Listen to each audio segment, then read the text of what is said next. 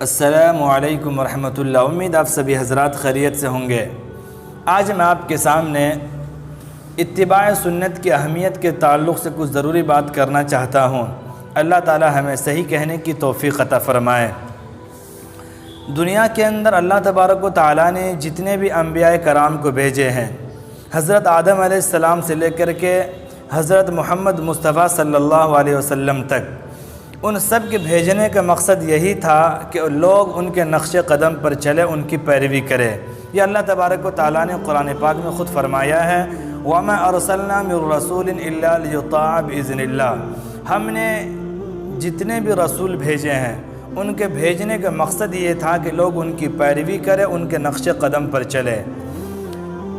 اس کا مطلب یہ ہے کہ اللہ کے نبی صلی اللہ علیہ وسلم جو دنیا میں آئے وہ بھی اسی لیے کہ تاکہ لوگ ان کے نقش قدم پر چلے، ان کی پیروی کرے۔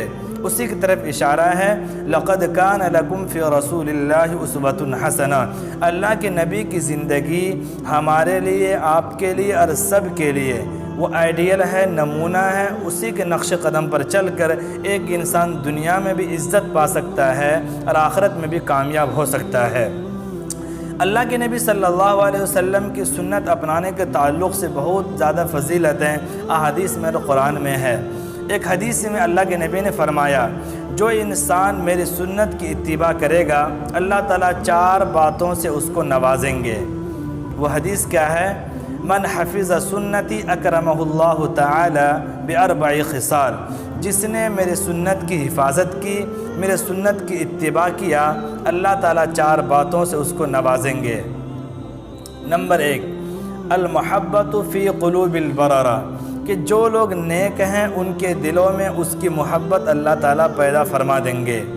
نمبر 2، والہیبۃ فی قلوب الفجرہ، اور جو برے لوگ ہیں، بدکار ہیں، ان کے دلوں کے اندر اس نیک لوگوں کی اللہ تعالیٰ ہیبت کو ڈال دیں گے۔ اور آپ دیکھیں گے تاریخ کے اندر ایسا بہت ہوتا ہے کہ جو لوگ نیک ہوتے ہیں، سنت کے تابع ہوتے ہیں، فرما بردار ہوتے ہیں، گناہگار لوگوں کو ان سے آنکھ ملانے کی بھی ہمت نہیں ہوتی ہے۔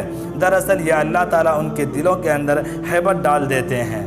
نمبر 3، والسعۃ فی الرزق، جو لوگ سنت کو اپنانے والے ہیں ان کے رزق کے اندر برکت ہوگی۔ والثقۃ فی الدین، اور دین کے اندر استقامت نصیب ہوگی، استقامت حاصل ہوگی۔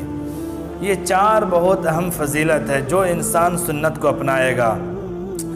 اللہ کے نبی صلی اللہ علیہ وسلم کے سنت کے ذریعے اگر ہم لوگ ان کے غلام بن جائے تو یہ حقیقی بات ہے کہ آج بھی یہ دنیا ہماری غلام بن جائے گی۔ اور کہنے والے نے بہت سچ کہا ہے، تو مقتدی نہیں ہرگز، تو ہے دنیا کا امام۔ تو مقتدی نہیں ہرگز، تو ہے دنیا کا امام۔ تو اگر آج بھی ہو جائے رحمت عالم کا غلام۔ اتباع سنت کی بہت زیادہ فضیلت حدیث کے اندر آئی ہے اور بے شمار واقعات تاریخ کے اندر موجود ہے۔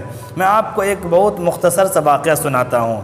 امام داؤد رحمۃ اللہ علیہ کا آپ نے نام سنا ہوگا۔ ان کے بارے میں لکھا ہے، وہ ایک مرتبہ کشتی میں سفر کر رہے تھے، کہیں جا رہے تھے اور کشتی میں اور بھی لوگ تھے۔ وہ سمندر میں سفر کر رہے تھے کہ بغل والے کشتی سے ایک انسان نے چھینک کی آواز آئی۔ آپ نے اسے جواب دینا چاہا لیکن آپ کی کشتی آگے نکل گئی۔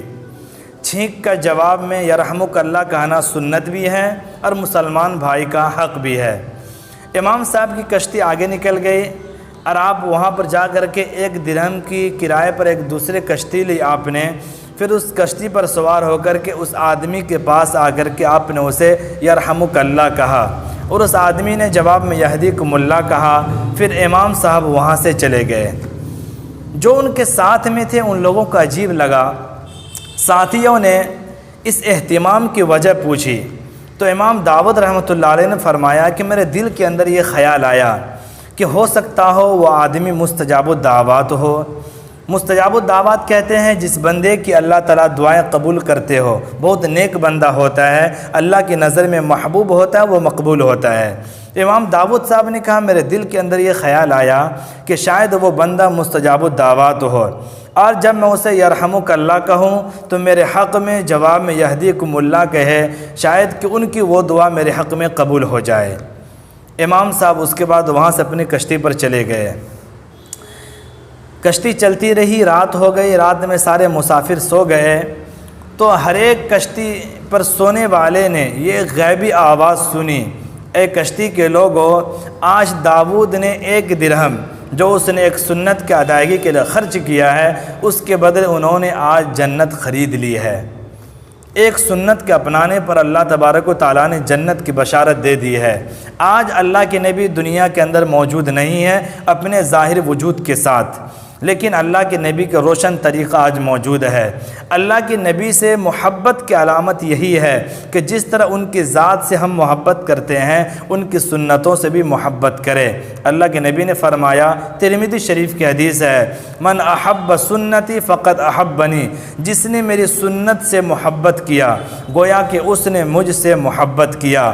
ومن احبنی، اور جس نے مجھ سے محبت کی، کان معی فی الجنہ، تو وہ انسان میرے ساتھ جنت میں ہوگا۔ یہ سنت کے اوپر بہت زیادہ فضیلت قرآن حدیث کے اندر آئی ہے، میں نے مختصراً آپ کے سامنے پیش کی ہے۔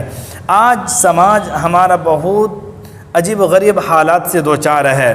لوگ مغربی تہذیب کی طرف سے آنے والے ہر فیشن کو سنت سمجھ کر کے قبول کر لیتے ہیں۔ ایسے فساد کے زمانے میں اور ایسے فتنے کے زمانے میں اگر ہم لوگ سنتوں کو اپنانے والے بن جائے تو یقین مانیے اللہ کے نبی بہت خوش ہوں گے، اور جنت میں اللہ کے نبی کے ساتھ ہمیں بھی جگہ ملے گی۔ کسی نے کہا ہے کہ نقش قدم نبی کے ہیں جنت کے راستے، نقش قدم نبی کے ہیں جنت کے راستے، اللہ سے ملاتے ہیں یہ سنت کے راستے۔ اللہ تعالی ہم سب مسلمانوں کو سنت کے مطابق زندگی گزارنے کی توفیق عطا فرمائے۔ وآخر دعوانا ان الحمد للہ رب العالمین۔